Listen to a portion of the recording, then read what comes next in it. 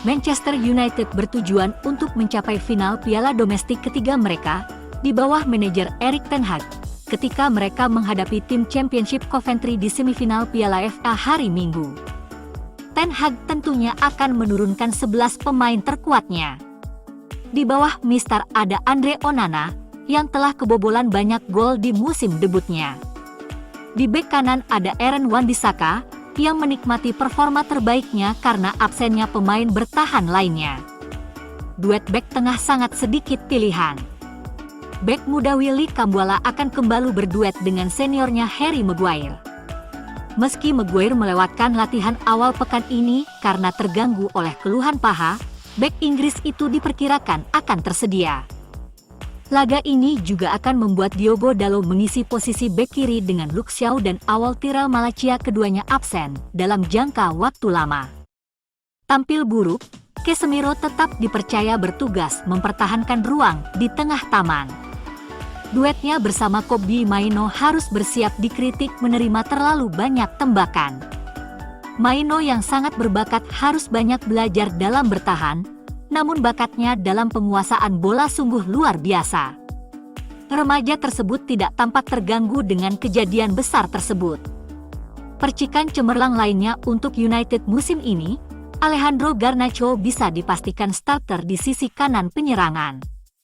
Sang kapten, Bruno Fernandes, sedang on fire dengan mencetak gol dalam 3 pertandingan terakhir. Dan dia berharap bisa memimpin timnya kembali ke final. Di sayap kiri, Marcus Rashford wajib tampil keren demi berjuang untuk tempatnya di Euro 2024. Ujung tombak utama, Rasmus Højlund, belum pernah mencetak gol dalam 5 pertandingan terakhirnya, jadi kembalinya performa terbaiknya diduga terjadi pada hari Minggu. Bersatu kembali untuk pertama kalinya dalam hampir 17 tahun, Coventry City dan Manchester United saling berhadapan dalam pertandingan Piala FA semifinal hari Minggu di Wembley. Tim Championship asuhan Mark Robins mengalahkan Wolverhampton Wanderers 3-2 di Molineux. Sementara itu, Setan Merah yang sudah 12 kali menjuarai Piala FA, menang 4-3 di perpanjangan waktu atas Liverpool di Old Trafford. Manchester City atau Chelsea akan menunggu pemenang di final. Dulunya merupakan musuh akrab selama masa Coventry di Liga Premier, yang berakhir pada tahun 2001 dan belum kembali lagi sejak itu. Pertemuan ke-83 dan terbaru antara Sky Blues dan Man United terjadi di Piala Liga 2007-2008. Kemudian di bawah asuhan Yayan Dowie, Coventry bertandang ke Old Trafford untuk pertandingan putaran ketiga melawan tim Alex Ferguson, namun Setan Merah jauh dari kekuatan penuh, menurunkan nama-nama yang terlupakan seperti Chris Eagles, Phil Bardsley dan Dong Fangzhuo.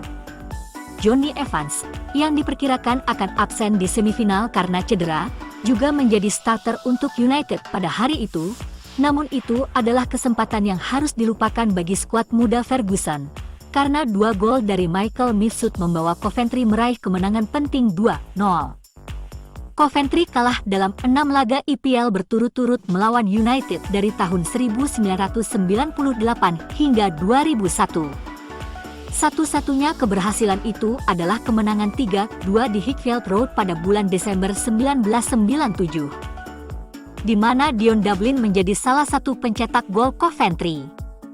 Pertemuan di Piala FA jarang terjadi dalam beberapa tahun terakhir, dengan total hanya 6 pertemuan. Bentrokan terbaru terjadi pada musim 1986-1987, di mana Coventry menang 1-0 di babak keempat sebelum mengangkat Piala FA pertama dan satu-satunya hingga saat ini.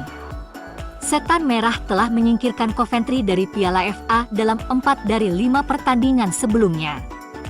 Rekor keseluruhan mereka melawan Sky Blues adalah 43 kemenangan dari 83 pertandingan. Manajer Coventry City, Mark Robins, yakin orang-orang salah jika mencemuh Manchester United atas penderitaan mereka saat ini, namun menegaskan tim Coventry asuhannya tidak perlu takut di semifinal Piala FA. Mantan striker MU, yang terkenal mencetak gol Piala FA melawan Nottingham Forest pada tahun 1990, memimpin tim Championship Coventry di Wembley pada hari Minggu untuk semifinal kedua dalam sejarah klub. Menurutnya, MU boleh saja disebut kebobolan banyak tembakan, namun jelas MU difavoritkan untuk memenangkan pertandingan ini. Meskipun ini merupakan semifinal Piala FA pertama bagi Coventry sejak The Sky Blues mengangkat trofi tersebut pada tahun 1987, perjalanan ke Wembley sudah menjadi hal yang lumrah belakangan ini. Mereka kalah di final playoff Championship dari Luton tahun lalu, serta kemenangan di final Piala EFL pada tahun 2017 melawan Oxford, dan final playoff League 2 setahun kemudian melawan Exeter.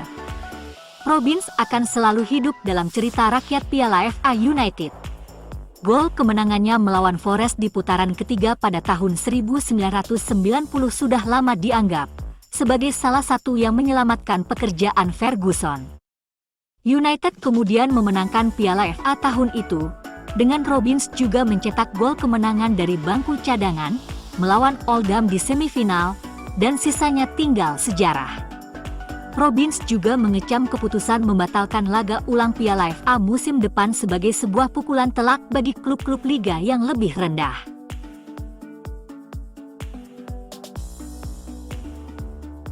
Manchester United baru saja mengumumkan bahwa Jason Wilcox akan menjadi direktur teknis baru. Jason akan melapor kepada direktur olahraga, yang akan bertanggung jawab penuh atas kinerja sepak bola, rekrutmen, dan operasional. Direktur olahraga akan ditunjuk pada waktunya. Hal ini membuatnya bergabung dengan berada sebagai dua mantan pejabat Man City yang kini menjalankan tugas di Carrington. Penunjukan ini sangat besar artinya, dan kemungkinan berarti bahwa pada akhirnya, United memiliki seseorang di klub yang dapat mengambil alih jendela transfer musim panas.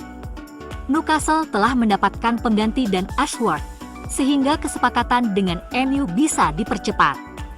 Meskipun merupakan otak sepak bola yang serba bisa, Wilcox memiliki bakat khusus di sisi pemain muda, yang membuatnya sangat cocok untuk Old Trafford. Akademi di Carrington sudah menjadi grup yang sangat berbakat, dengan tim U18 memenangkan gelar Liga Premier mereka. Tapi Wilcox adalah salah satu orang di belakang Akademi City yang mendatangkan pemain seperti Phil Foden, Jadon Sancho dan juga target saat ini Tosin Adarabioyo. Wilcox akan bekerja sama dengan Darren Fletcher untuk menambah pemain muda berbakat baik ke jajaran akademi dan juga ke tim utama. Hal ini bisa membuat kesepakatan untuk pemain seperti Aaron Anselmino menjadi lebih mungkin terjadi dibandingkan yang terlihat dalam beberapa minggu terakhir. Pasca kasus Jadon Sancho dan Alejandro Garnacho, Ineos cenderung melarang pemain berinteraksi dengan saluran penggemar dengan cara apapun. Tindakan sekecil apapun seperti menyukai tweet atau postingan dari saluran penggemar dapat dianggap sebagai pelanggaran yang dapat dikenakan denda. Aturan disiplin ini merupakan terobosan untuk lebih membuat pemain fokus. Sebelum masuknya Ineos, manajemen klub memang sangat amburadul di rezim Glazer. Bastian Schweinsteiger mengungkapkan bahwa ia dikeluarkan dari skuad tim utama Manchester United oleh Jose Mourinho pada ulang tahunnya yang ke-32 dan dipaksa berlatih bersama klub U16. Schweinsteiger dibawa ke United oleh Louis van Gaal setahun sebelumnya. Namun setelah kembali menjalani pramusim di United pada musim panas itu, Mourinho tampaknya memutuskan pada hari pertama bahwa Schweinsteiger tidak akan mendapat peran di bawah arahan baru dan mengeluarkannya dari skuad tim utama. Jose lalu meminta maaf atas cara dia memperlakukan Bastian saat sang pemain hijrah ke Amerika. Schweinsteiger baru berusia 32 tahun pada hari ketika Mourinho memutuskan bahwa dia tidak berguna, dan itu adalah keputusan yang secara efektif mengakhiri karirnya di level tertinggi, ketika banyak orang berharap untuk bermain lebih lama. Dia menghabiskan tahun profesional terakhirnya bersama Chicago Fire di MLS sebelum pensiun pada tahun 2019. Manchester United baru saja mengumumkan bahwa Jason Wilcox akan menjadi direktur teknis baru. Jason akan melapor kepada direktur olahraga, yang akan bertanggung jawab penuh atas kinerja sepak bola, rekrutmen, dan operasional. Direktur olahraga akan ditunjuk pada waktunya. Hal ini membuatnya bergabung dengan berada sebagai dua mantan pejabat Man City yang kini menjalankan tugas di Carrington. Penunjukan ini sangat besar artinya, dan kemungkinan berarti bahwa pada akhirnya, United memiliki seseorang di klub yang dapat mengambil alih jendela transfer musim panas. Newcastle telah mendapatkan pengganti Dan Ashworth, sehingga kesepakatan dengan MU bisa dipercepat. Meskipun merupakan otak sepak bola yang serba bisa, Wiltshire memiliki bakat khusus di sisi pemain muda, yang membuatnya sangat cocok untuk Old Trafford. Akademi di Carrington sudah menjadi grup yang sangat berbakat, dengan tim U18 memenangkan gelar Liga Premier mereka. Tapi Wiltshire adalah salah satu orang di belakang Akademi City yang mendatangkan pemain seperti Phil Foden, Jadon Sancho dan juga target saat ini Tosin Adarabioyo. Wiltshire akan bekerja sama dengan Darren Fletcher untuk menambah pemain muda berbakat baik ke jajaran akademi dan juga ke tim utama. Hal ini bisa membuat kesepakatan untuk pemain seperti Aaron Anselmino menjadi lebih mungkin terjadi dibandingkan yang terlihat dalam beberapa minggu terakhir.